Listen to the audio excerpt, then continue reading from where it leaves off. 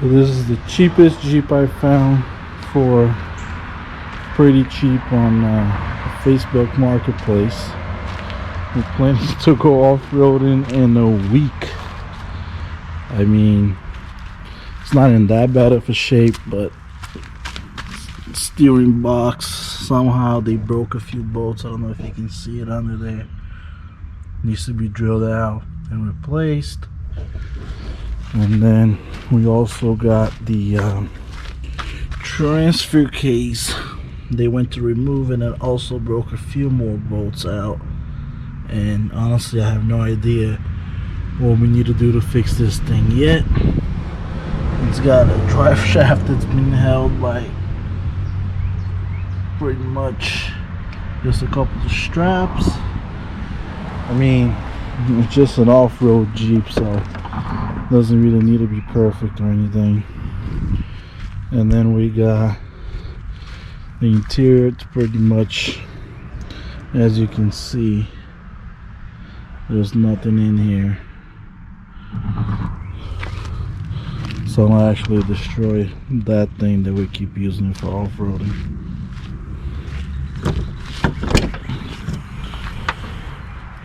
We got free cooler chains, a jack,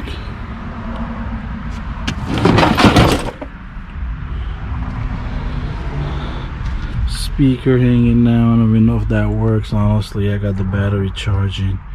It does turn on, but one of the ground cables on the battery are pretty much gone, so I gotta fix that. But for the price, it's the cheapest I found, so hopefully we'll make it on, I think, next Friday, Saturday. We got a couple of friends coming up from South Florida, and the part that sucks, I honestly have no idea how to work on a Jeep. I've never done anything on a Jeep at all, so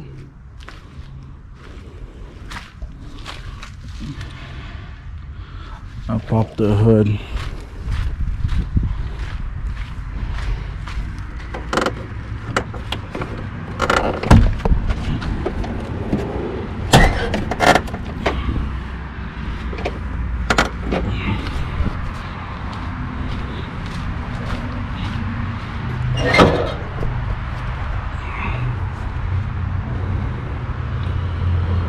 Took the battery out was because the cable is pretty much destroyed. Just need to redo the ground, but it does turn on. I mean, he turned it on for me. Yep, here it is. Nothing fancy at all. Let's figure out how to get the steering box done first. So yeah, we're pretty much doing this video just for fun, so I can look back and see, I don't know, how things got along, because we got to put these things together here, and honestly I wish I would have actually recorded it all so I can go back and just see the progress of the cars. I mean, we're gonna keep this thing as cheap as can be. I don't want it to become something pretty much a new money pit for me. I already got, well, I would say one of them. The other one is pretty cheap, which is the Miata. But yep, we're gonna keep it cheap and get it going, and hopefully in a couple of days be off-roading. So the problem with the steering box with the one of the bolts was broken in there, but I was able to get it out. Picked up new hardware for the steering box, and here's the steering box brace. I actually ordered one of these online, and for some reason it's been delayed and not shipped, but I found one that was still being held inside the car somehow. I don't know how, so let's just go ahead and put this thing on, and hopefully we have steering soon. So we finally got steering now, which I had to put these 3 bolts. I don't know if you can see it from there. 1, 2, 3 actually goes right where their steering box is. So now at least this thing should turn. So let's keep on working because we still got, I don't even know what's going on with that drive shaft, and I know there's a bunch of little things here and there that still need to be done, but hey, we're gonna make it. Alright, so we're back to work on this thing. Gotta replace axle bolts, well, the U-joints. As you can see, they took it all off and never put it back on. If you can see it from here or not. It's missing right there. And where was it? Oh, and some here as well. So let's try to connect this drive shaft so we can go for a ride, because he said there's a thumping noise, popping sound coming out of this.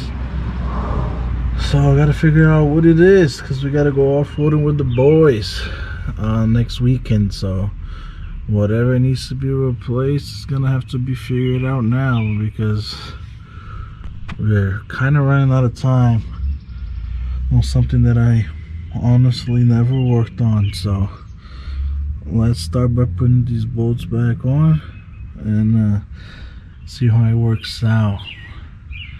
I still gotta spray this engine, get rid of all the stuff in this interior, and get this thing going. I mean, it's pretty muddy under here, but they used it for mainly off-roading, and I mean, it is what it is. That's what I would use an old Jeep for. I mean, I wouldn't really daily drive this thing, but some people do. Alright, so let's get to work. So these are not the OEM bolts, because of course I could not find them, especially on a Sunday. So I just found some grade 8 that fits. Like the head's a little bigger than the OEM one would be, but it will work. It's just gonna take a little while to actually bolt these things on, especially with the head being a lot bigger than like, I don't have the OEM right here to show. Actually I do. This is the size of the head of the OEM one that had 2 in there, and as you can see, the size difference. Like it would have been a lot quicker to actually thread these on versus the I mean, yeah, the OEM one versus the hardware store bolts. But just wanted to show you guys what needs to be done here, and I gotta check this actual transfer case, see if it has fluid in it, because they did bring it down for some reason, because they thought they actually thought the problem was the transfer case, and according to them it was not. So let's keep on wrenching here. At least it's got it's shade out here today. Yesterday I was suffering. I did not want to put this thing in the garage because I didn't want to keep the Miata out. I mean, that thing, it's got everything removed out of it. I don't want water and all that get in it, and if anything, this thing is the cheapest thing I've pretty much ever owned that actually runs. So I'm gonna leave this thing outside, even though it would have been nicer to work in the garage. But let's see how it goes. If I actually got to take a transmission off or anything that is a little more intense, you'll see it in the garage. But I'm hoping not. I'm actually hoping that the issue is this drive shaft that you join on it, but I'm gonna have to put everything back together first and drive it, hopefully drive it today, to see if that's the actual issue. But I'll keep you guys posted. So starting putting the rear drive shaft on, as you can see, with the new bolts. They're not all done yet because it takes time to be doing. Literally, yeah, no way of gripping it with this bigger head bolts. And honestly, I had to go to a further hardware store because the one nearby was already closed on Sunday, so I have that many options.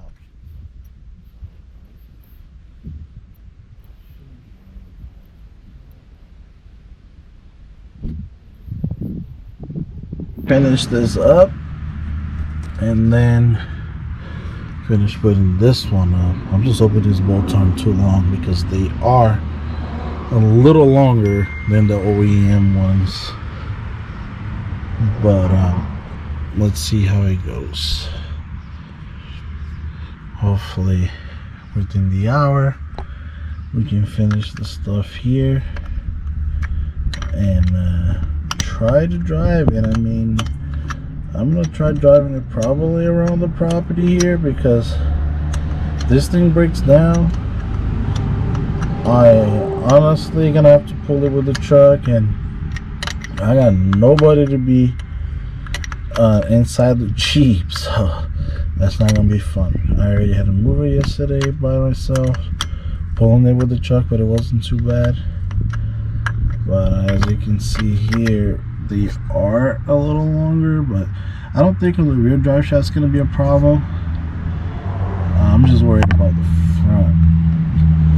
But I think the problem, as they were describing, it's possibly the front drive shaft that needs to be replaced, because they did replace the rear already. So I may have to take the front one off. And if the bolts are a little too long, I'll probably just cut them. And these are grade 8 bolts, so I don't think it's going to be a problem. So let's keep on going, and I'll update it in a little bit. So we got the rear drive shaft on.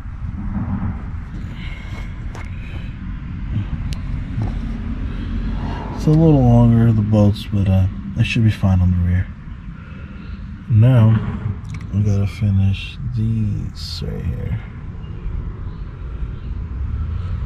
and then we can remove this strap, and then hope for the best when I try driving this thing. Then I gotta fix this that they broke a bolt here, removing the brace. They also broke another bolt here, the actual studs, I believe, that goes on there. So let's taking this thing one thing at a time. We're gonna finish one and then we'll move to the other, because I already learned the hard way with the other cars. So just we'll keep on moving.